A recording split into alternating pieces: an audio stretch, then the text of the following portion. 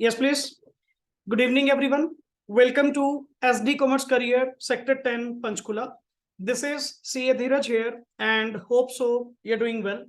In the previous class, regarding the introduction to macroeconomics, some of the topics हम लोगों ने जो discuss किए, जिनमें से मेनली एक बार सर हमने 4 सेक्टर मॉडल क्या किया, ड्रॉ किया, जिसमें आप लोगों ने रिलेशंस क्या किए, फाइंड आउट किए कि सर कौन से सेक्टर की डिपेंडेंसी एक दूसरे के ऊपर कितनी है। ये हम लोगों ने लास्ट लेक्चर के अंदर क्या किया, क्लियर किया। क्लियर। प्लस इवन इंपॉर्टेंस भी आप लोगों ने नोट डाउन की कि सर ये सर्कुलर फ्लो ऑफ इनकम का सिस्टम जो आप लोगों को समझाया जा रहा है वो क्यों समझाया जा रहा है। बिकॉज नेक्स्ट ऑन टॉपिक जो मेरा नेशनल इनकम है सर, नेशनल इनकम मुझे समझ कैसे आएगी अगर मुझे यही नहीं पता होगा कि माई इकोनॉमी कंसिस्ट ऑफ, मेरी इकोनॉमी में कौन कौन आते हैं, उस इकोनॉमी को रन करने वाले कौन कौन से सेक्टर किस तरह की सर्विसेज में इन्वॉल्व हैं, कैसे एक दूसरे के ऊपर वो डिपेंड करते हैं, फैक्टर्स ऑफ प्रोडक्शन किसके पास होते हैं एंड कौन नेक्स्ट ऑन इसको ये यूज करता है। तो हम लोगों ने एक बार ओवरव्यू लेते हुए तुम्हारे 4 फैक्टर्स, 4 में कौन कौन है, number 1 is house hold, number 2 producer, number 3 government and number 4 is, and I think so government के बारे में तो काफी डिस्कशन हमारी हो चुकी है, clear, regarding the role play of the government. और उसी से कनेक्टेड हम लोगों का रीसेंट टॉपिक था जो आप लोगों ने किया, that is 2 school of thoughts. Economics को डील करने वाले, मैक्रो इकोनॉमिक्स को डील करने वाले सर 2 अलग अलग व्यू पॉइंट थे, जिनमें से एक के नाम को जो जाना जाता है that is traditional economics, the name is called as the classicals. Clear, जैसे आप कहते हैं क्लासिकल डांस, और एक होता है मॉडर्न। दोनों में क्या फर्क है? क्लासिकल मींस ट्रेडिशनल, जो पुराना था। क्लियर, कि सर ऐसा भी नहीं कह रहे कि इनकी सोचना बिल्कुल गलत था, किसी पॉइंट तक ये अपने आप में सही थे, किसी टाइम पीरियड तक ये अपने आप में क्या थे, सही थे। बट सर जब the great depression of 1929 all over the economy जब आए, तो इन लोगों की थ्योरी को फेल होते हुए पाया गया by the modern economist that is called as lord J.M. Keynes. Clear, जिन्होंने अपनी थ्योरी इकोनॉमिक्स के ऊपर, अपनी थ्योरी, एक मॉडर्न थ्योरी क्या करी, प्रोवाइड करी, and they are well known as a father of modern economics. Clear, कि बेसिकली सर इनकी थियरीज ने नेक्स्ट आगे इकोनॉमी को समझाना शुरू करा, and that's why that theory is called as Keynesian theory. नाम उसका क्या बन गया? Keynesian theory. केन्जियन के द्वारा जो दी गई that is Keynesian theory, which is also known as theory of income, output and employment. Clear, अभी तक मुझे थोड़ा सा ब्रीफ करिए कि क्लासिकल्स का मानना क्या था। पहली बात तो क्लासिकल्स में आपके कौन इकोनॉमिस्ट हुए हैं, अब बताओ क्लासिकल में कौन कौन इकोनॉमिस्ट हुए हैं। पहले Adam Smith, Marshall, James Mill, Pigou, Ricardo, they are the famous economist जो क्लासिकल्स में माने गए हैं। Clear, what they advocated for free economy. They advocated for a free economy. Sir, what do you mean by free economy? That is no intervention of the, we don't need any intervention of the government in the decision of, yeah, regarding the basic economic activities, that is production, consumption, investment, and all the economic decisions. What are the economic decisions? What to produce, how to produce, and are taken by किसके द्वारा?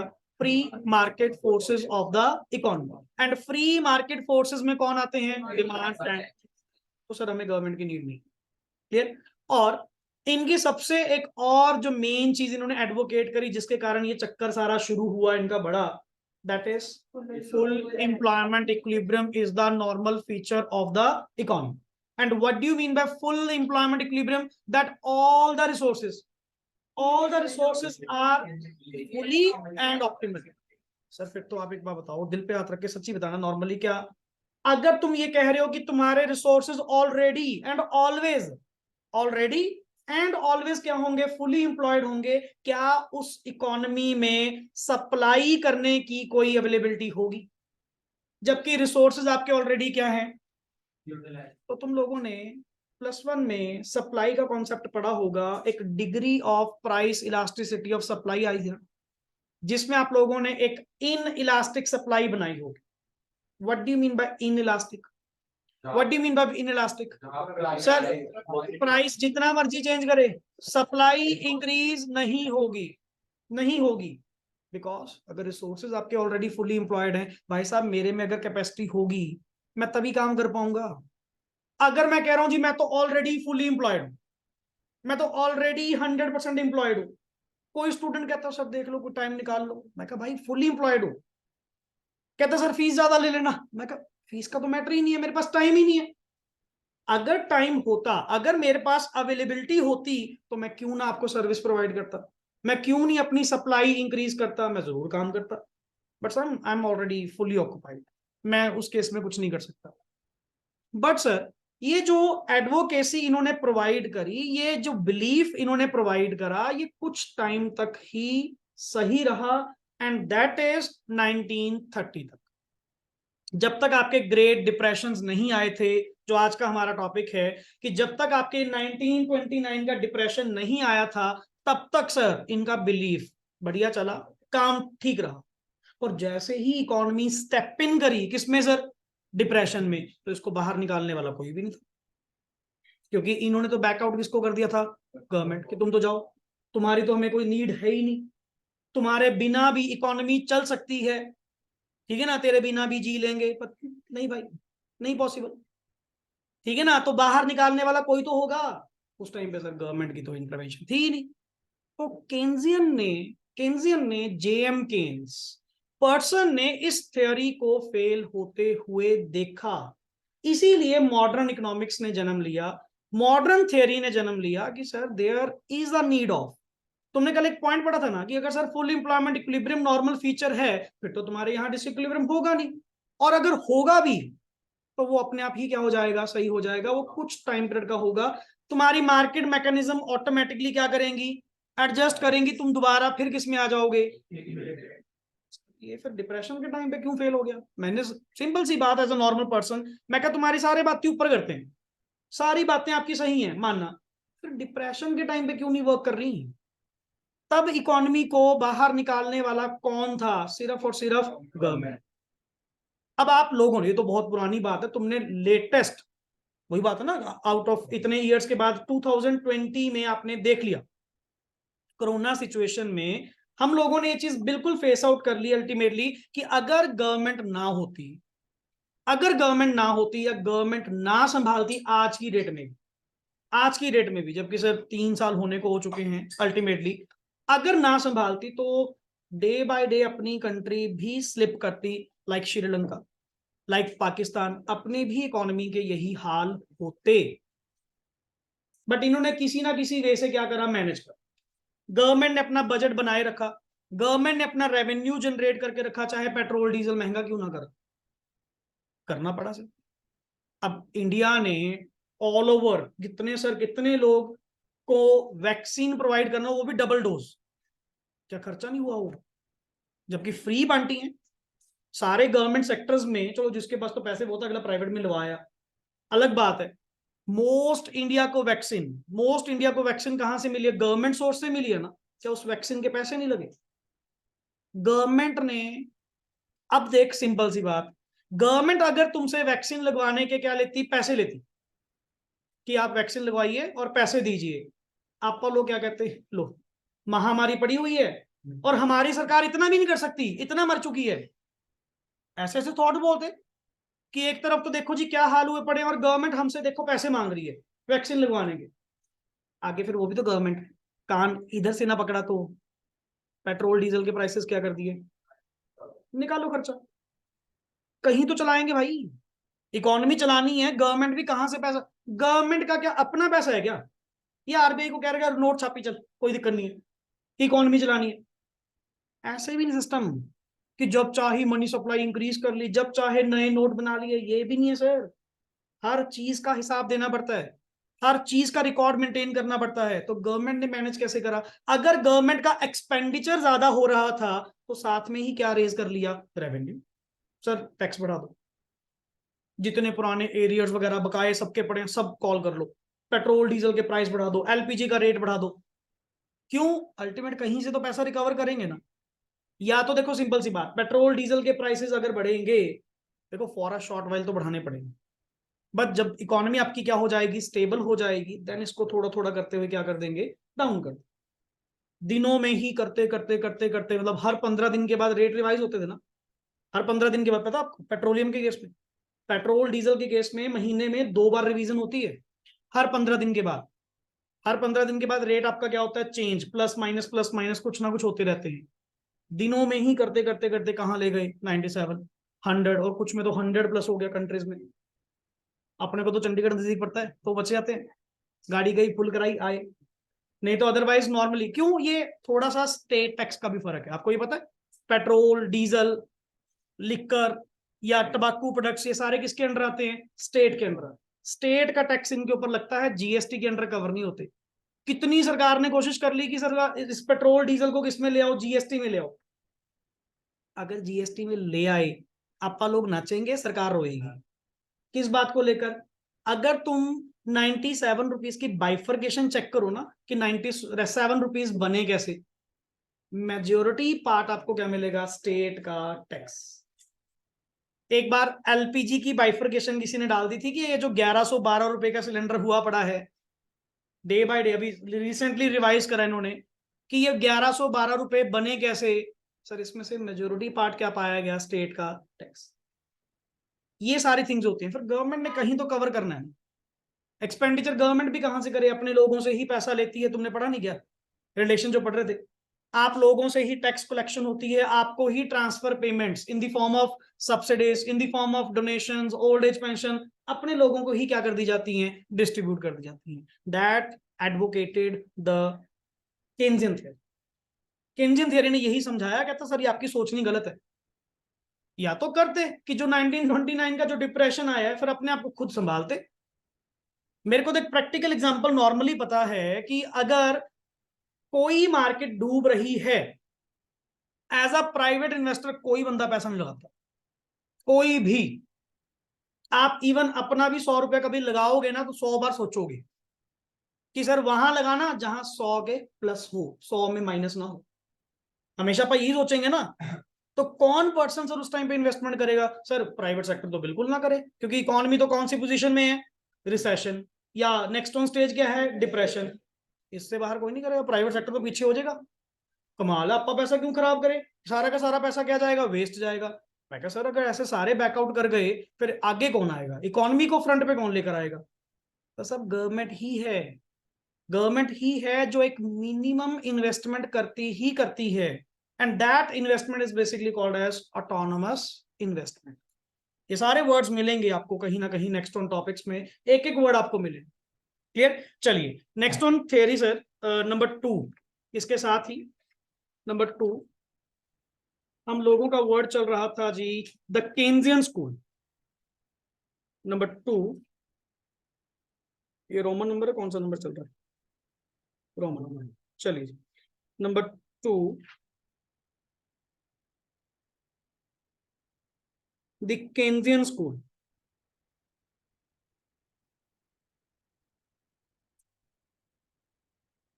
लिखिए sir, this school of thought,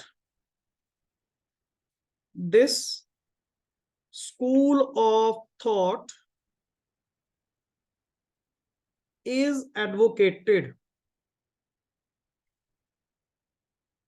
is advocated by Lord J.M. Keynes, full stop, after the Great Depressions, after the Great Depression, as name, depression of 1929, there was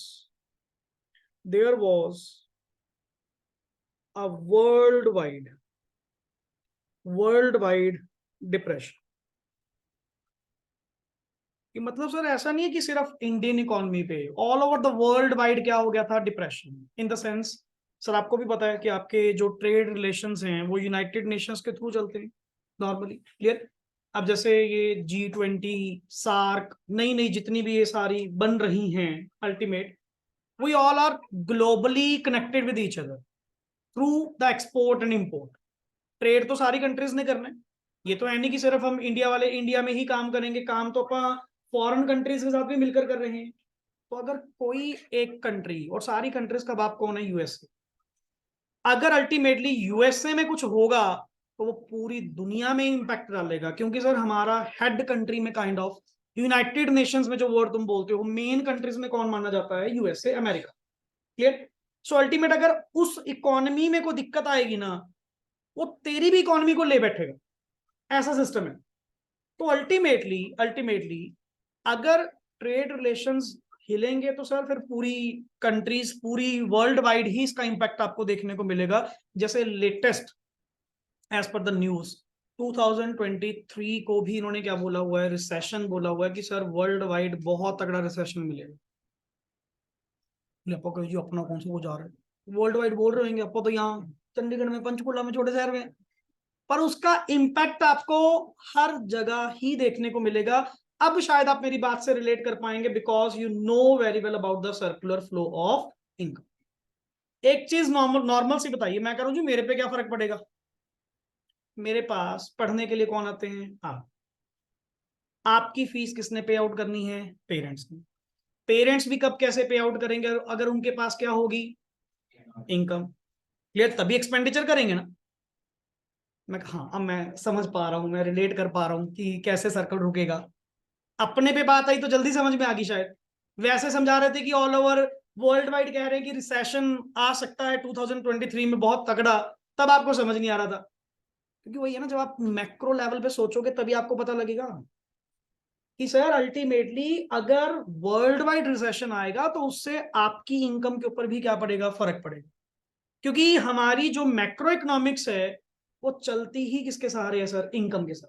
income होगी, और आपने एक difference में भी लिखा था मैक्रो इकोनॉमिक्स में, तेरी जितनी भी दुनिया की प्रॉब्लम्स आ जाए, ठीक है ना, एक ही ब्रह्म स्तर है, कौन है? Income.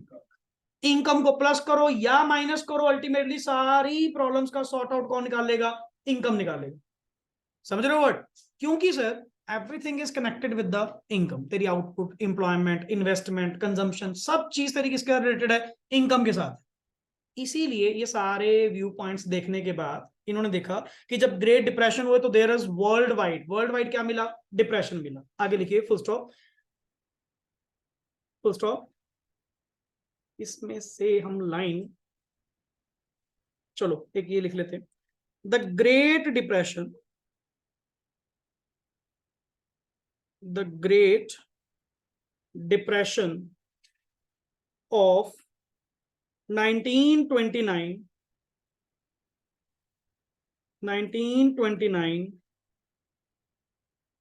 and subsequent years observed huge fall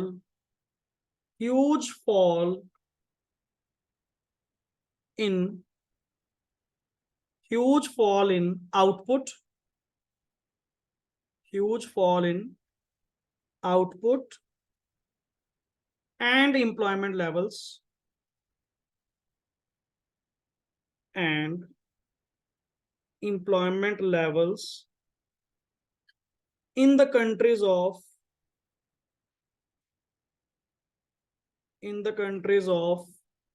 Europe and north America. आगे ना सर अपने आप में लीडिंग कंट्रीज। क्लियर? कि अपना जो ये इंपैक्ट देखा गया, जो डिप्रेशन देखा गया, वो मोस्टली इन कंट्रीज में ज्यादा देखा गया कि आउटपुट बिल्कुल डाउन। एक कॉमन सेंस है, अगर डिप्रेशन होंगे, लिंक करना बात, अगर डिप्रेशन होंगे तो मनी फ्लो डाउन जाएगा। मनी फ्लो डाउन जाएगा तो तुम खर्च कहां से करोगे? खर्च नहीं करोगे। खर्च नहीं करेंगे तो डिमांड का लेवल भी क्या जाएगा? अगर डिमांड मार्केट में नहीं है, आउटपुट बनाकर मैं भी क्या करूंगा? मेरे जैसा भी प्रोड्यूसर तब माल बनाएगा ना, तब स्टॉक बनाएगा अगर मार्केट में क्या होगा? सेल होगा। अगर तो सर जो पिछला सामान पड़ा है वो तो अभी सेल नहीं हो रहा, मैं नई प्रोडक्शन करके करूंगा क्या? मैं कहूंगा प्रोडक्शन बंद करो। और अगर प्रोडक्शन बंद हुई तो फिर एम्प्लॉयज को रखेगा कौन? मैं फिर एम्प्लॉयज को भी तो करूंगा, चलो जी चलो। अब काम ही नहीं, जब काम होगा तभी आपको मैं सैलरीज दे पाऊंगा। तो सारी चीज ही सर क्या होती है, इंटरलिंक्ड। Clear, full stop. आगे लिखिए, Keynes observe that, Keynes observed that the classical belief, Keynes observed that the classical belief was not working, was not working, full stop. Unemployment, unemployment continued to persist. कि sir unemployment तो क्या करती है, प्रजिस्ट करती ही करती है। और तुम तो कह रहे थे कि full employment is the normal feature, कि हमारे जितने रिसोर्सेज हैं वो सारे के सारे क्या हैं, already and always fully and optimally utilized. फिर ये क्या हो गया? फिर 1929 में आपके ये सारी थियोरी ये फेल क्यों हो गई? फिर तो आते डिप्रेशन से इकोनॉमी को बाहर लेकर आते। अनएम्प्लॉयमेंट उस टाइम पे क्या कर रही है सर, फॉल कर रही है, प्रजिस्ट कर रही है। और आप कह रहे हो जी नहीं, हमारे तो यहाँ पे नॉर्मल फीचर होता है, रिसोर्सेज आर फुली एम्प्लॉयड। अगर रिसोर्सेज फुली एम्प्लॉयड होते, क्या अनएम्प्लॉयमेंट एग्जिस्ट करती? मेरे को तो कहता सर यहाँ पे अनएम्प्लॉयमेंट देखने को मिल रही है, मतलब क्लासिकल्स की थियरी क्या है, गलत है। तुम लोगों का कहना क्या है, गलत है। जो कह रहे थे ना गवर्नमेंट की इंटरवेंशन हमें नहीं चाहिए, no, there is a need, there is a need for the government intervention. Clear, full stop. आगे लिखिए, अकॉर्डिंगली ही सुजेस्टेड दैट, इसको मैं लाइन चेंज कर रहा हूं या आप जैसे लिख रहे हैं, accordingly he suggested that, he suggested that the government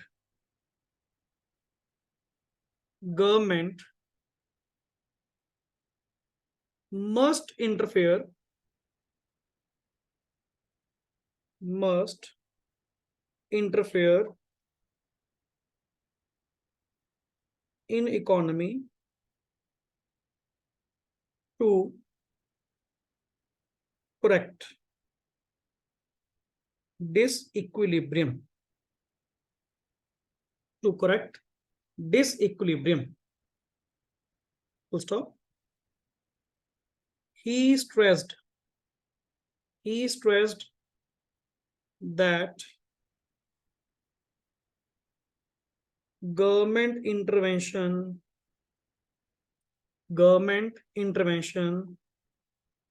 is required in the areas of production and investment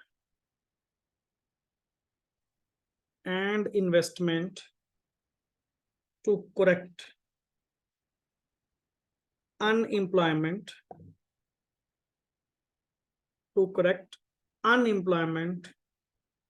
equilibrium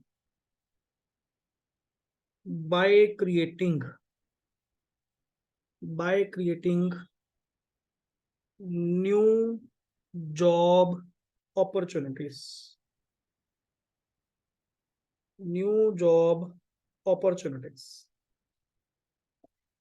sir वही तो बात है। फिर जाके पूछो पंजाब से कि आप इन्वेस्ट पंजाब क्यों लेकर आए, आपने स्टार्टअप इंडिया कॉन्सेप्ट क्यों शुरू करा, आपने स्किल मिशन इंडिया कॉन्सेप्ट क्यों शुरू करा?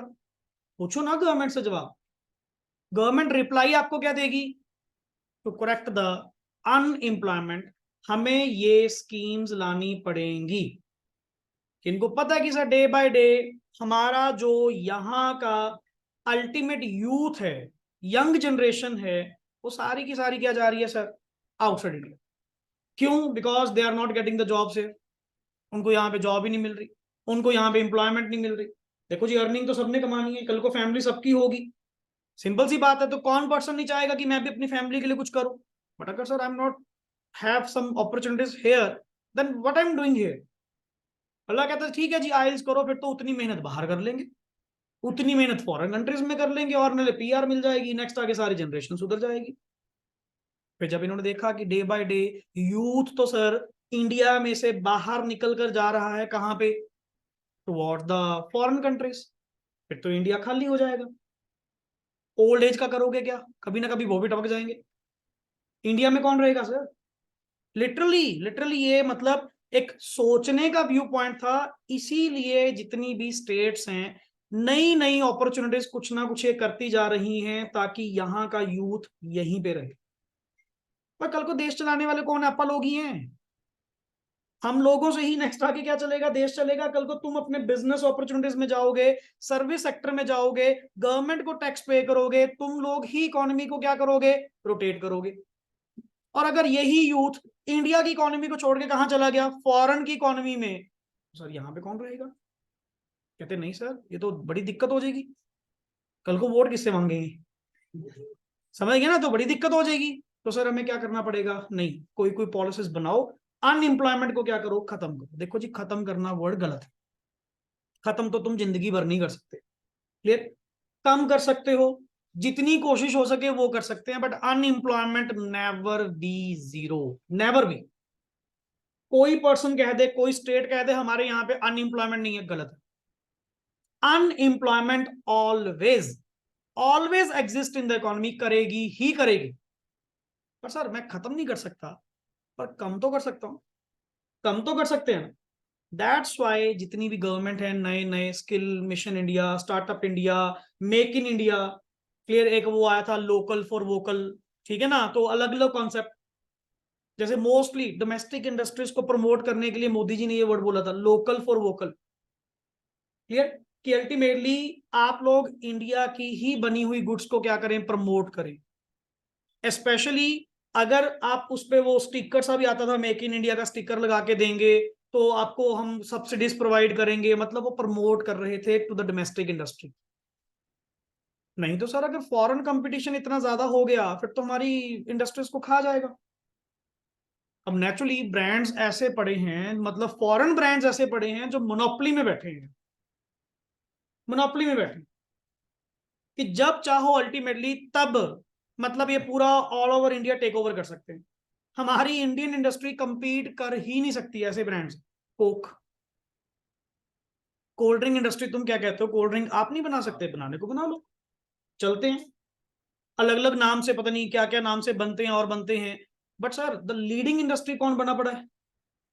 बट इनको भी टक्कर देने वाला अब आ गया, कैंपा कोला, रिलायंस। जिस दिन से रिलायंस ने अनाउंस करा है कि हम कैंपा कोला लेकर आएंगे, कोक के सारे शेयर्स क्या हो गए? डाउन। रिलायंस के शेयर्स क्या होने शुरू हो गए? ये तो एक ना एक दिन तो अपन ये सारा इंडिया इनको दे देना है। ये जितने अंबानीज अडानीज हैं ना, ये सारे अपन टेक ओवर मन करे कर देंगे। बस ये वेट कर रहे हैं कब करेंगे, कौन से साल में करेंगे। इतनी कैपिटल, इतना सारा मतलब होल्ड करके बैठे हैं ये। अनडाउटेडली देखो, प्राइवेट सेक्टर है सर, प्रॉफिट मोटिव है तो आपको सर्विस भी अच्छी मिलेगी। ये पैसा जरूर ज्यादा लेगी, पर क्वालिटी थिंग्स आपको क्या करेंगे? प्रोवाइड करेंगे। इसको हम प्राइवेट सेक्टर की तरक्की कह लो, गवर्नमेंट सेक्टर की ना अचीवमेंट कह लो, कि तुम कुछ कर नहीं पाए। सिंपल सी बात। देखो जी, 47 के बाद फ्रीडम सबको मिली है, कल प्राइवेट सेक्टर को थोड़ी मिली है। और स्टार्टिंग से तो इंडिया की जो कमांड है वो किसके हाथ में थी? गवर्नमेंट सेक्टर के हाथ में थी। पब्लिक सेक्टर को ऑलवेज क्या मिला था? लीडिंग रोल मिला था। तुम नहीं देश संभाल पाए तो हम क्या करें? प्राइवेटाइजेशन लानी पड़ी, ये भी तो तुम्हारी हालात है, ये भी तो तुम लोगों के सिस्टम थे।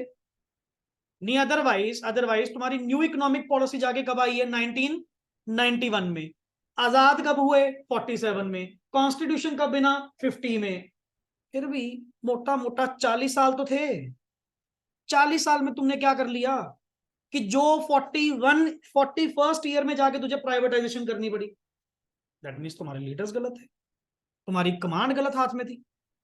पब्लिक सेक्टर प्रॉपर वे से रोल प्ले नहीं कर पाया, करप्शन इतनी ज्यादा स्टार्टिंग से बैठ गई, सारा सिस्टम ही क्या हो गया? खत्म हो गया। प्राइवेट सेक्टर एक चीज से तो जाना जाता है कि सर करप्शन नहीं होएगी, पैसा दे चीज मिलेगी तुझे, सर्विस मिलेगी, और इमीडिएटली आप उसके रिगार्डिंग, जैसे होता नहीं गवर्नमेंट सेक्टर्स में, तो कंप्लेंट करेगा, जा किसके पास जाएगा? मैं छोड़ गया हूं, मैं मेल ड्रॉप करूं, कर दे कंप्लेंट। जो पैसा कह रहे हैं ना उसने भी खाया साथ में। क्यों? करप्शन है सर। और प्राइवेट सेक्टर ऐसा है, you have to just drop a mail. आपको जस्ट एक एम्प्लॉय का नाम लेना है कि इस बंदे ने मेरे को सर्विस बढ़िया नहीं दी। आप देखते हो इतनी ज्यादा सर्विसेज हो चुकी हैं आफ्टर सेल। इवन तुमने कोई गाड़ी सर्विस करवाई है, कुछ भी है यार, 10 बार तो तेरे से वो फीडबैक लेंगे। बोल बोल कुछ तो बोल इसके बारे में, सही करा नहीं करा। तू एक बार बता दे इसने गलत करा, हम अभी निकाल देंगे। वो जानबूझ के इंसिस्ट करते हैं। नहीं सर देख लो, गाड़ी ठीक चल रही है, कोई कमी हो, कोई सर्विस आपको प्रॉपर ना मिली हो, आपको अटेंड अच्छे से ना किया गया हो, सारी चीज। क्योंकि उनको पता है सर अपन है ही इसी काम के लिए, अपन चल भी इसी काम के लिए है। तुम भी कहते हो बड़ा खेलेंगे यार, पैसे दिए पूरी सर्विस दे रहा है देख। हम इवन मतलब कंपनीज में या जितनी भी मतलब चलो कस्टमर केयर एंड ऑल, एक एक चीज का फॉलोअप सर, एक एक चीज का। जैसे डॉक्टर्स के केस में मान लो आपने कोई कॉल अरेंज करी, या जैसे आपके ये होते हैं आजकल तो जोमेटो, अर्बन क्लैप जितने भी हैं, हर चीज का फॉलोअप आपका बैकएंड पे कर रहा है कोई। एक कस्टमर रिलेशन मैनेजर वहां पे बैठाया हो। यार प्राइवेट सेक्टर है, काम तो चलेगा ही चलेगा। क्योंकि हमारा काम खाना नहीं है, हमारा काम है आपको सर्विस देना। चार्जेस भी तभी ले रहे हैं फिर, ऐसे थोड़ी ले रहे हैं। करने को गवर्नमेंट कौन सा नहीं कुछ कर सकती थी, बट इनको पता कि हमारा सिस्टम फेल है, कि हम नहीं कर पाएंगे। तो ऐसा नहीं कि अपॉर्चुनिटीज नहीं मिली सर, गवर्नमेंट को भी पूरा रोल प्ले मिला, ये नहीं संभाल पाए, तभी तो प्राइवेटाइजेशन लानी पड़ी। That is the concept. But sir ये तो चलो रिसेंट की बातें कर रहे हैं आप लोग। ये जो बिलीफ आप लोगों ने रीड आउट किए, ये कौन से टाइम पीरियड के हैं? कौन से टाइम पीरियड के हैं? 1929 30। मतलब अगर मैं तुमसे पूछूं कि क्लासिकल का बिलीफ कब तक चला, 1930 तक। काइंड ऑफ ईयर तो पूरा होगा ना। 29 में डिप्रेशन आए, तो डिप्रेशन के टाइम पे मतलब 1930 तक वो बिलीव क्या रहा, कंटिन्यू रहा। बट उसके बाद ये बिल्कुल ही क्या कर दिया गया, वाइप आउट। मतलब अगर इनकी बात करें, केन्जियन की थ्योरी कब स्टैब्लिश हुई? The great depression of 1920। उसके कारण से इनकी थ्योरी क्या हुई सर, एस्टेब्लिश हुई कि नहीं, there is a need for कि इंप्लॉयमेंट अपॉर्चुनिटीज आपको लेकर आनी पड़ी। किसी भी गवर्नमेंट को सोचना चाहिए अपनी स्टेट के लिए, अपनी कंट्री के लिए, कि सर अगर यहाँ पे इन्वेस्टमेंट आएगी, अगर यहाँ पे इंडस्ट्री आएगी, सिर्फ अपनी स्टेट को टैक्स नहीं, हजारों लोगों का घर चलेगा। हजारों लोगों को, जितने लेबर, जितने पता नहीं मैनेजर, कितने लोगों को नेक्स्ट आगे काम मिलेगा। अब at present if I am my on boss, अगर मैं अपने आप में खुद का बॉस हूं, सिंपल सी बात है, मैं इंप्लॉयमेंट में नहीं गया, इंप्लॉय में नहीं बना, तो नेक्स्ट आगे कई लोगों को काम भी दे रहा हूँ। जो मेरे पास यहाँ पे स्टाफ रखा हुआ है, जिनके साथ मेरी ये सारी डीलिंग्स चलती हैं, जिनसे मेरी परचेजिंग आती है, जिनसे मेरी स्टेशनरी आती है, मेरे होने से कितने लोगों को नेक्स्ट आगे क्या मिल रहा है? मेरा भी तो कंट्रीब्यूशन है इस इकोनॉमी में।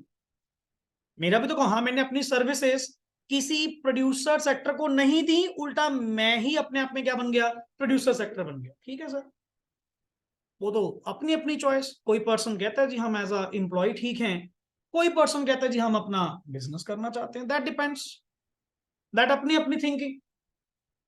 जैसे हम नॉर्मली कहते हैं जी एम्प्लॉय की सोच हमेशा लिमिटेड रहती है टुवर्ड्स हिज सैलरी ओनली। उसकी सोच हमेशा कितने तक रहेगी, सैलरी तक रहेगी, कि सैलरी मिल रही है, बढ़िया है, फिक्स है, ठीक है ना। और बिजनेस की कोई लगाम नहीं है, बिजनेस की कोई लगाम नहीं है, वो तेरे पे डिपेंड करता है। तेरे को किसने कहा कि सिर्फ इसी रीजन में पंचकुला में पढ़ाना है? वो तेरी सोच है ना।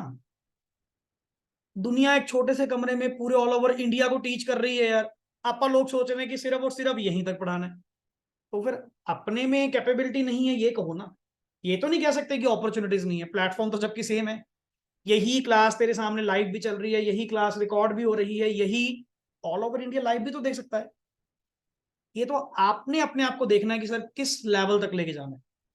बिजनेस की कोई लिमिट नहीं है सर, फिर जितना more the risk more the profit.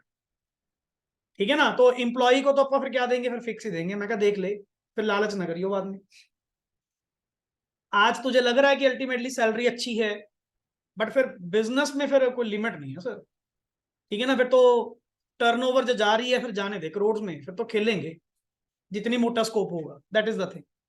Clear. चलिए नेक्स्ट आगे सर, एक मैंने इसमें जो कवर नहीं करा था इस पैराग्राफ में, proper word the great depression of 1929 कि उस टाइम पे हुआ क्या था। मैंने इस पैराग्राफ में नहीं लिया, उसका एक अलग से क्वेश्चन लिख रहे हैं, explain the great depression of, लिखिए क्वेश्चन, या डिस्क्राइब दी, मैं इसी में यहां पे नीचे क्वेश्चन ऐड कर रहा हूं, describe the great depression of 1929, 1929, लिखो जी answer, the great depression, the Great Depression of 1929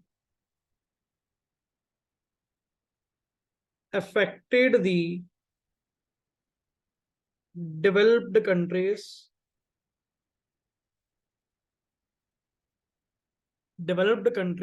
अपनी कंट्री कौन सी है, डेवलपिंग, और मेरे को लग रहा है पर डेवलपिंग ही रहेंगे शायद, डेवलप कभी हो ही नहीं सकते, क्यों, हालात ही ऐसे अपनी गवर्नमेंट के, पर्सन सही चूज करेंगे, वोटिंग सही रहेगी तो शायद कभी डेवलप्ड काउंट हो जाओ, अदरवाइज पॉपुलेशन ने तो रिकॉर्ड तोड़ दिया, ठीक है ना, all over the world top सुर्खियों पे हमारा नाम आ रहा है इंडिया का, 142 करोड़, तो वो तो रहेगा ही रहेगा, बट सिर्फ अपने को पॉपुलेशन ही नहीं जीतनी, जीडीपी रेट भी अच्छा इंक्रीज करना है, तो कहीं डेवलपिंग में ही ना रह जाएं, डेवलप्ड वर्ल्ड कब सुनने को मिलेगा, और ये जो डिप्रेशन आया था इसने डेवलप्ड कंट्रीज को नहीं छोड़ा, तुम लोगों की तो फिर भी डेवलपिंग है, या तो अंडर डेवलप्ड थी उस टाइम पे, तब तो पहले तो इससे भी माड़ा हाल था, तो जब ये नहीं बचे तो अल्टीमेट तुम्हारा क्या हाल होगा, तभी तो वर्ड कहा था कि वर्ल्ड वाइड, कि हमने तो डेवलप्ड कंट्रीज को घेर लिया, clear, developed countries like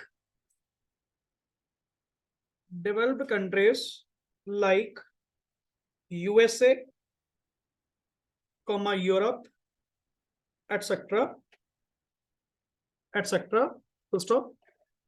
During this period, comma, during this period, the output and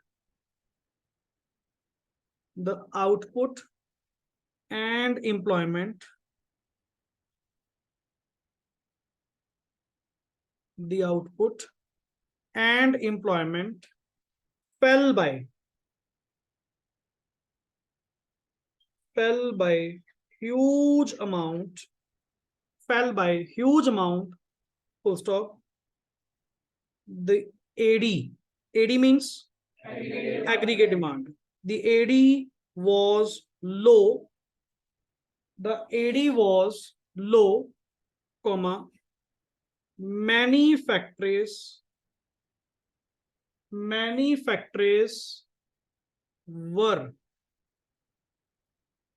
lying idle, comma, workers were thrown out of jobs, full stop. Income levels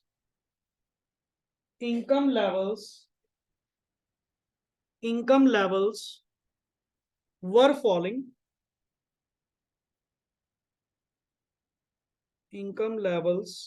falling, comma, there was widespread unemployment. जैसे ये scenarios ना हम लोगों ने मतलब recently 2 बार already देख चुके हैं, one is at the time of demonetization, जब डीमोनेटाइजेशन हुई थी, तो आपको पता कि सर अपनी इकोनॉमी में तो ये कच्चा पक्का सिस्टम शुरू से चलता आ रहा है, क्लियर, और जितना मोस्टली बिजनेस में मोस्ट ऑफ द ट्रांजेक्शन आपकी कौन सी चलती हैं सर, ये कच्चे में थोड़ी ज्यादा चलती हैं, बिजनेस में अच्छे रोटेट कर रहे थे, किसी को क्या पता था कि ये 500,000 के नोट बंद हो जाएंगे, और सडनली बंद हो जाएंगे, और ऊपर से कन्वर्ट करवाने में टाइम, और इंप्लॉइज को अगर सैलरी देनी थी, लिटरली वर्डिंग बोल रहा हूँ ये, इंप्लॉइज को जो सैलरी देनी थी वो तो फिर कहां से जाएगी, बैंक अकाउंट से जाएगी, बैंक में तो पैसा है ही नहीं, पहले जो सिस्टम था वो कैश कुछ यहां से जनरेट करा, जमा करवाया, पेमेंट हो जाती थी। इधर से क्या करा, 500 1000 के नोट क्या कर दिए, बंद कर दिए। ना तो मैं मनी इंट्रोड्यूस कर सकूं बिजनेस में, क्यों, सोर्स पूछा जाएगा, कन्वर्ट भी तो करवाने हैं, कितना कैश कहां से लेकर आया, और अकाउंट में पैसे है नहीं। और ये भी नहीं कि डिमोनेटाइजेशन मेरे अकेले के लिए करी, पूरी इकोनॉमी में कर दी, ऑल ओवर इंडिया कर दी। वो तो पूरी को करनी थी, ये थोड़ी कल आज तेरे बंद है परसों उसके बंद है, वो तो ऑल ओवर इंडिया करनी थी। इंप्लॉइज को लिटरल वर्डिंग मिली है, या तो भाई साहब काम कर लो, सैलरी की एक्सपेक्टेशन अभी मत करना, मिलेगी जब पैसा हो, जिसने छोड़ के जाना है आज जाओ, हमें कोई दिक्कत नहीं। पर हमारे पास पैसा नहीं है। कंपनीज ने साफ ये लेटर्स दिए हैं, कईयों की सैलरी डिमोट की गई हैं, कम की गई है उस टाइम पीरियड पे। किस बात को लेकर, कि तेरी सैलरी कम करूंगा तो जो पैसे बचेंगे साथ वाले को दूंगा सैलरी, ऐसे हाल हुए हैं। लिटरल वर्डिंग्स, काम करना है करो, नहीं निकलो, कोई दिक्कत नहीं है। वैसे भी कौन सा इकोनॉमी चल रही है हमारी, सारा सिस्टम तो इन्होंने क्या कर दिया, डिस्टर्ब कर दिया। सेम चीज कोरोना, जब कोरोना टाइम आया उस टाइम पे भी सारे बिजनेस सर्कल क्या हो गए, डिस्टर्ब हो गए, क्योंकि लोगों का, जब तो वही बात है ना, स्टार्टिंग 21 मार्च या 23 मार्च, जब पहली बार लॉकडाउन अनाउंस किया था फॉर 1 डे, 22 मार्च या 23 मार्च जो भी डेट थी, लोगों ने खुशियां मनाई पूरी, ठीक है ना। किसी को क्या पता था कि मोदी जी इतना लंबा ले देंगे। तब तो मतलब फिर जब कहा जी 10 दिन और चलेगा, बढ़िया, अपने तो पकवान बन रहे हैं, ठीक है ना, डिशेस बन रही है, क्या नहीं बनाया जी, सारा कुछ बनाया है। सारी डिशेस अपन घर पे ट्राई करी हैं, दबा के राशन खाया इंडिया ने पूरा। बट जब डे बाय डे पता लगा कि ये तो बढ़ेगा, नेक्स्ट आगे इंक्रीज करते जा रहे हैं, करते जा रहे हैं, तो फैमिली का जो मेन पर्सन है वो बंद करो खाना पीना। तो लोगों ने रोज का बना लिया, इधर मेरा सर्कल चल नहीं रहा, इधर से बिजनेस आ रहे क्या हो गए, ठप हो गए, पेमेंट्स कहीं से आ नहीं रही, और तुम राशन दबा के चलने दे, आज पिज्जा बन रहा है, आज क्या बन रहा है, कभी क्या बन रहा है। सारे एक्सपेंडिचर्स लोगों ने क्या कर दिए, कम कर दिए, सेविंग्स करनी क्या कर दी स्टार्ट, कि कम खर्च करो, कुछ नहीं पता। And we are blessed, literally we are blessed, कि अपने पेरेंट्स के पास या अपने पास कुछ सेविंग्स थी। We are literally blessed about that. नहीं तो सर, जिन्होंने वो सिनारियोज देखे हैं, जिन्होंने वो टाइम पीरियड निकाले हैं, कि जो डेली कैजुअल वेजर्स होते हैं, जिनका दिहाड़ीदार काम है, जो उन्होंने फेस करा है, आपा तो शायद कभी कर भी ना पाए, ना देखने को मिले। रब ना करे ऐसा कभी कभी किसी को देखने को मिले, कि अपा तो फिर भी बहुत ब्लेस्ड हैं कि अपने पेरेंट्स के पास सेविंग्स थी। जैसा भी है साल उन्होंने प्रॉपर मैनेज करा, निकाला, यार किसको टेंशन थी, सबको थी। पर टाइम निकल गया, कोई बात नहीं, समझ गए ना। तो बट से एक टाइम पे तो सारे इंप्लॉयज को, कितने लोगों की जॉब गई है उस टाइम पे, कितने लोगों को सीधा वार्निंग आ गई थी, सिंपल सी बात है कि सर है नहीं जी काम, कल से आप देख लो, अगर आपने आना तो ठीक है, ये सैलरी होगी। और उस केस में क्या था, पता नहीं जी, सरवाइव करेंगे नहीं करेंगे, चल भाई तेरे को जैसा सही लगे उतने पे काम कर ले, कुछ तो मिल रहा है। जैसे आज की डेट में ये हुआ पड़ा है किसके साथ, आईटी सेक्टर में, प्रैक्टिकल बताएंगे सारी बातें, ठीक है ना। इतना डर छाया हुआ है आईटी सेक्टर में आज के टाइम में, अगर सुबह उठ के आपके लैपटॉप में लॉगिन नहीं हो रहा तो ये डर होता है कि हाय निकाल तो नहीं दिया। लॉगिन आईडी होती है ना, कि पता लगा जी मैं सुबह उठा, आराम से कल काम तो करा शाम को, सुबह उठा अगले दिन लॉगिन नहीं हो रहा, मैं कॉल करी जा रहा हूँ, लॉगिन नहीं हो रहा, लॉगिन कहता होएगा कैसे, तेरे को कंपनी से निकाल दिया। ऐसे सीन हुए पड़े हैं, क्यों, आईटी सेक्टर में बहुत ज्यादा इंप्लॉयमेंट हो चुकी थी, इतना ज्यादा लोगों को रख लिया गया था हाईएस्ट पैकेजेस पे। एंड नॉर्मली आईटी सेक्टर का काम तो क्या है, मोस्टली फॉरेन काम, फॉरेन कंट्रीज का काम कंपनीज को नहीं मिला, और कंपनी इधर से किसको रख के बैठ गई, एम्प्लॉयज को। आप ये मानो टोटल कंपनी में से 30-35% लोगों को निकाला गया है, निकाला गया है जॉब में से। पता लगा विद इमीडिएट इफेक्ट, है ही नहीं, नेक्स्ट डे से सर आपका जितना हिसाब बनता है सुबह आके करवा लेना, डन, खत्म हुआ। क्या करें, काम ही नहीं है, हमें इतने एम्प्लॉयज चाहिए ही नहीं। दैट मीन्स इतना अप्रेजल, लोग डर डर के काम कर रहे हैं आज की डेट में आईटी सेक्टर को लेकर, कि पता नहीं काम अच्छा करोगे तो ठीक है बचे रहोगे, कल सुबह लॉगिन हो जाएगा, नहीं तो एक बार तो बंदे का वैसे ही नेट खराब था, उसका लॉग इन नहीं हो, चिंता पड़ गया कि हाय मैं तो गया। वो कहते नहीं नहीं तेरी जॉब तो है अभी, चिंता ना कर, तू तो लॉग इन कर। और नेट की प्रॉब्लम थी, लॉग इन तो नहीं हो रहा था। इतना डर फैल गया था। मतलब आईटी कंपनी से निकाले हैं लोग, नेचुरली निकालेंगे। गूगल में से इतने बंदों को जॉब गई है, गूगल में से, अमेजोन में से इतने लोगों को निकाला गया है। उसका कारण क्या है सर? मेन थिंग इज उसको था ओवर एम्प्लॉयमेंट वर्ड यूज करना, जिसको कहते हैं ना डिसगाइज्ड, भरे हुए हैं सर, आने दो जी। तो जब तक तो काम था, चल रहे थे, सबको कुछ ना कुछ बढ़िया चल रहा था। जब इकोनॉमी ने स्लो डाउन दिखाया, फिर इतनी फिक्स कॉस्ट कौन बियर करेगा? कोई भी नहीं बियर करेगा सर। इनको सैलरियां भी तो देनी है, सैलरियां कहाँ से लेके आएंगे? हमारे पास पैसा नहीं है। कहते फिर निकालो काम से, इनके परफॉर्मेंस अप्रेजल करो, जो काम ठीक कर रहा है ठीक, नहीं तो सुबह बंद कर दो लॉगिन इसका, मंगालो अपने लैपटॉप लैपटॉप वापस, जो भी है सारा सामान। ये सारी things, this is the practical scenario जो आज की डेट में चल रहा था। क्लियर? चलिए, wide spread unemployment and the last line in USA, इसको अलग से लिखना, इन यूएसए फ्रॉम, कॉमा डाल के, from 1929 to 1933, comma, unemployment rate rose from, rose means increase होना, rise का next word rose from 3% to 25%, and output fell by about 33%, 1/3 output कम हो गई। उस टाइम पीरियड के दौरान की एग्जांपल बात कर रहे हैं, हल्का सा डाटा है, ज्यादा नहीं यूज करा। तभी मैंने मेन पैराग्राफ नहीं दिया, उसको एज अ क्वेश्चन की तरह ही क्या कर दिया, डिस्क्राइब कर दिया कि लेट इट बी, अगर छोटा सा पॉइंट पूछा जाए, द ग्रेट डिप्रेशन ऑफ 1929 को डिस्क्राइब करो, दिस इज द थिंग। कि सर थोड़ा सा डाटा कि जो अनएम्प्लॉयमेंट रेट हमें देखने को मिला, 3% से अनएम्प्लॉयमेंट कितने पे चली गई तेरी?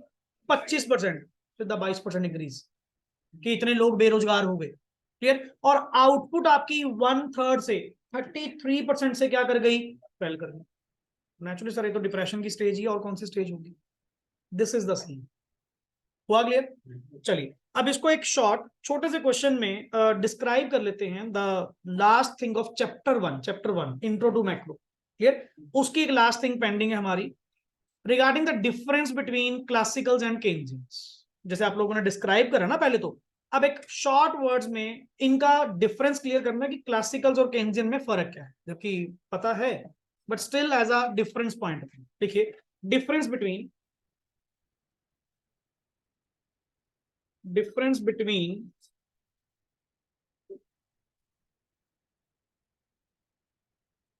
Classical school and Keynesian school.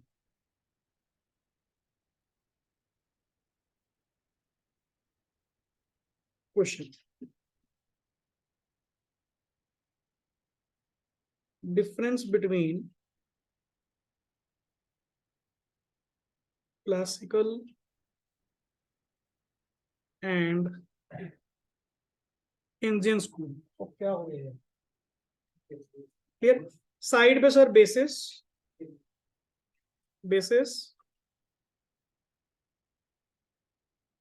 Classical school, Keynesian school.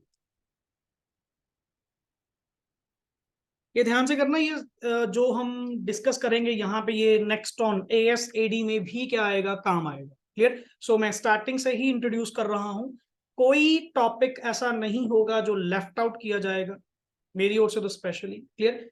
या in the form of question, या in the form of concept, या in the form of additional thing, but आपको वो चीज लिखी हुई मिलेगी। क्लियर? आगे पीछे हो सकती है, बट अगर आप कोई भी चीज अपनी बुक्स के साथ कंपेयर करेंगे भी, तो एवरीथिंग आपको कवर्ड मिलेगी। हाँ, वो लेक्चर्स का फर्क होता है, कोई आज या कोई कल। पर पहले let me clear my topic, let me complete my topic, after that you will compare. Clear? कि अपन ने कवर सब कुछ करा है, बिकॉज हम चल रहे हैं अपनी रोज की डिस्कशन के अकॉर्डिंग, कि जैसे ही कोई टॉपिक शुरू होता है, उसके साथ के जो क्वेश्चन होते हैं साथ के साथ डन। क्लियर? चलिए, बेसिस में सर सबसे पहले meaning. Meaning.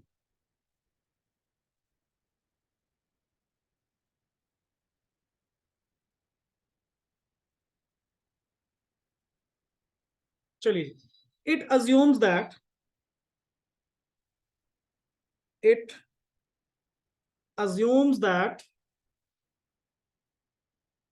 economy is always at full employment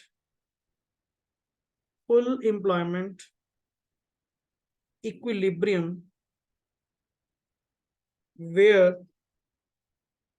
AS is equals to AD। And equilibrium कहां पे होता है? जहां पे डिमांड इज इक्वल्स टू क्या होती है? Supply. But sir demand supply is the variables of micro, here we use the word aggregate demand and aggregate supply. Clear? And इधर वर्ड यूज करिए, क्लियर, यहां पे वर्ड यूज करिए, it believes that,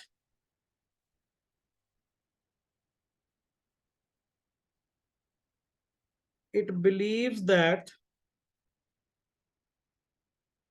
economy is,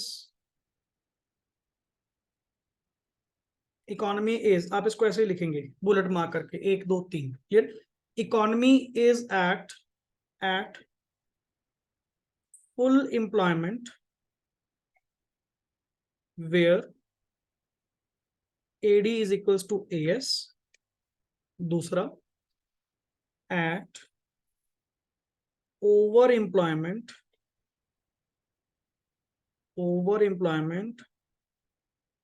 where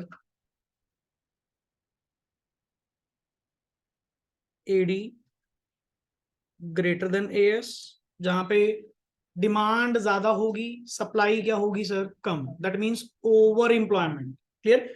and the third is at under employment.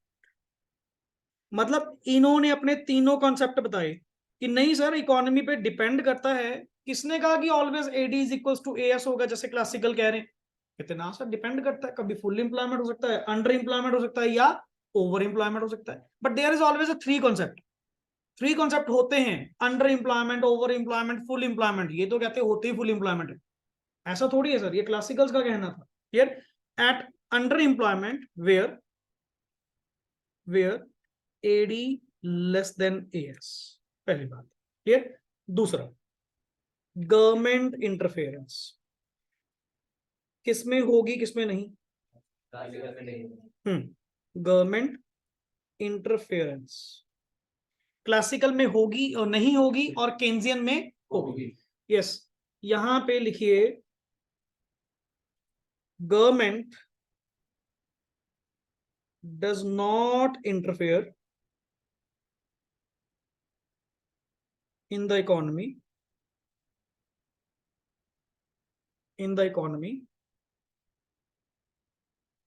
full stop if there is disequilibrium,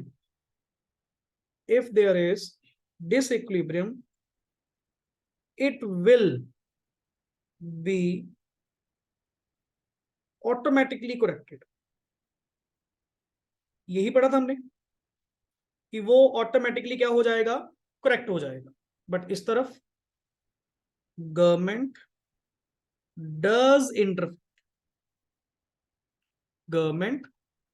interfere when there is either excess demand, जब भी market में, अच्छा excess demand ऊपर वाले case में से बताना, एक्सेस डिमांड कब होगी? At over employment. And deficient demand कब होगी? At under employment. तो गवर्नमेंट उस केस में एंटर करेगी ही करेगी। फुल एम्प्लॉयमेंट पे तो हमें भी कोई दिक्कत नहीं है, रिसोर्सेज अगर फुली एम्प्लॉयड है, AD is equals to AS है, तो हमें भी कोई इशू नहीं है। पर अगर अंडर एम्प्लॉयमेंट हुई या ओवर एम्प्लॉयमेंट की सिचुएशन हुई, गवर्नमेंट को एंटर करना पड़ेगा। Clear?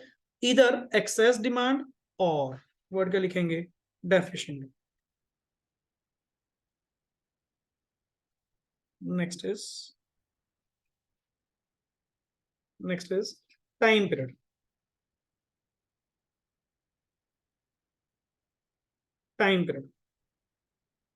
This belief continued till 1930.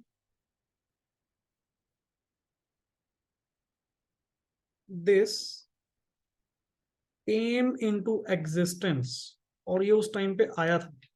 This came into existence after Great Depression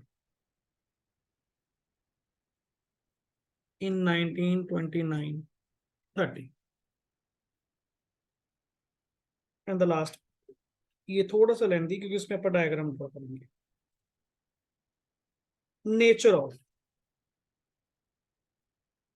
Nature of aggregate supply.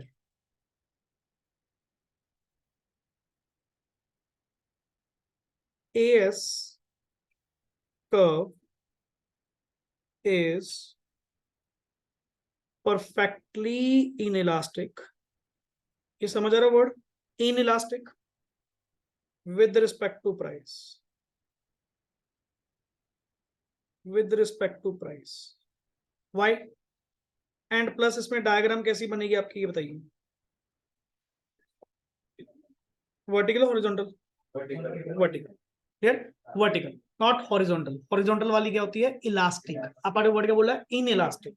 तो सर आपकी जो एग्रीगेट सप्लाई कर्व है वो कुछ इस तरह से है. This is the price O X Y and that is quantity. कि सर आप जितनी ही कोशिश कर लो, प्राइस आपका जितना मर्जी अप डाउन हो जाए, हमें कोई मतलब नहीं है. Because why the reason is this, मतलब why it is inelastic? Because resources are already and always. दो वर्ड यूज करें ना, कि क्लासिकल्स का कहना तो क्या था कि रिसोर्सेज आपके जो है वो ऑलरेडी क्या होंगे? Fully employed. फिर तो सर हमेशा ही आपकी सप्लाई क्या होगी? कांस्टेंट होगी. There is no capacity to increase the supply of the product. मतलब ही नहीं है क्योंकि रिसोर्सेज जितने थे वो ऑलरेडी लगे हुए हैं. क्लियर? तो यहां पे सर इस तरह का नीचे लिखिए या फिर यहीं पे लिख लीजिए अगर लाइन आपके पास हो. With respect to price as, अगर स्पेस है नहीं तो नीचे लिख देना, as resources are already fully and optimally utilized. क्यों लाइन एक्स्ट्रा करनी? बट सर इस तरफ जो वर्ड हम यूज करेंगे, पहली बात सर ये वर्डिंग अच्छी है. AS curve is perfectly, AS curve is perfectly, just wait a minute, AS curve is perfectly elastic,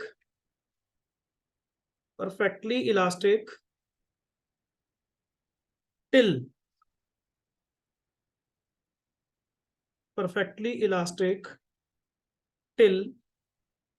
full employment. जब तक आप फुल एम्प्लॉयमेंट में नहीं जाते, till full employment of resources and after that becomes inelastic. मतलब sir, मतलब इसका क्या हुआ? थोड़ा समझो, लैंग्वेज बनाओ. इलास्टिक. लाइन पढ़ो पहले क्या लिखी है. AS curve is till, but once full employment level is achieved then it's already. मतलब सर जब तक आप फुल एम्प्लॉयमेंट में नहीं हो, जब तक तेरे रिसोर्सेज फुली एम्प्लॉयड, तब तक तो मैं सप्लाई बढ़ा सकता हूं.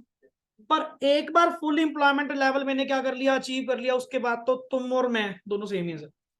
पर ये गलत है, ये गलत है. जैसे इसने कहा था कि स्टार्टिंग से ही, पहले दिन से ही क्या होती है? इनइलास्टिक होती है. ऐसा भी नहीं है सर. मतलब केन्जियन के according there is always a capacity. ऐसी कोई इकोनॉमी नहीं होती कि 100% एम्प्लॉयड है, ये there is always a capacity. हाँ, जब फुल एम्प्लॉयमेंट हो जाए फिर तो कोई, तुम भी क्या कर पाओगे, मैं भी क्या कर पाऊंगा, पर मैं नहीं मानता कि नॉर्मल फीचर है जी स्टार्टिंग से ही 100% है, ऐसा कोई कॉन्सेप्ट नहीं। सो लास्ट डायग्राम बनाइए, कंप्लीट करिए, खत्म करिए। अब इसमें हम डायग्राम क्या बनाएंगे, पहले तो सर अपवर्ड रेजिंग, जहां तक मैं अपनी सप्लाई बढ़ा सकता हूं, क्लियर, दैट मीन्स दिस, जहां तक मैं सप्लाई बढ़ा सकता हूं। बट जब मैंने फुल एम्प्लॉयमेंट लेवल क्या कर लिया, अचीव कर लिया, इसके बाद तो ये कर्व भी आपकी क्या हो जाएगी sir, in elastic. It's basically दोनों, क्लियर, कि जब तक, अगर मैं कह रहा हूं जी सर, मान लीजिए इसको नीचे ऐसे ड्रॉ करते हुए कि ये हमारा फुल एम्प्लॉयमेंट लेवल था, इससे पहले मैंने अपनी सप्लाई कर्व क्या बनाई, इलास्टिक, कि yes there is a capacity, कि अगर कोई प्रोडक्शन इंक्रीज करनी भी पड़े, हाँ कर सकते हैं सर, क्योंकि रिसोर्सेज कौन सा, फुली एम्प्लॉयड है। पर once it get fully employed, then आप और मैं दोनों सेम है, पर एक कम से कम पॉसिबिलिटी तो है ना, ये तो नहीं कि स्टार्टिंग से ही आप क्या है सर, फुली एम्प्लॉयड है, ऐसा कोई कॉन्सेप्ट नहीं है, क्लियर। सो इसमें आपकी एएस कर्व कुछ ऐसी बनेगी। हाँ जी, हुआ clear. So this is basically as per the book, as per the book chapter 1 complete होता है। बट चैप्टर 2 के कुछ कॉन्सेप्ट्स हैं, क्योंकि अपन चैप्टर 1 एंड 2 दोनों मिक्सअप चल रहे हैं, कुछ पार्ट सर्कुलर फ्लो का आप कर चुके हैं, अब थोड़ी डिस्कशन हाई लेवल की लेके जाएंगे कि सर्कुलर फ्लो में जो पेंडेंसीज हैं, जो क्वेश्चंस आपने कुछ थोड़े थोड़ी थिंग्स पेंडिंग हैं, फिर उनकी ओर चलेंगे। Is that clear? ओके जी, thanks a lot and rest we will do in the next part. Okay ji.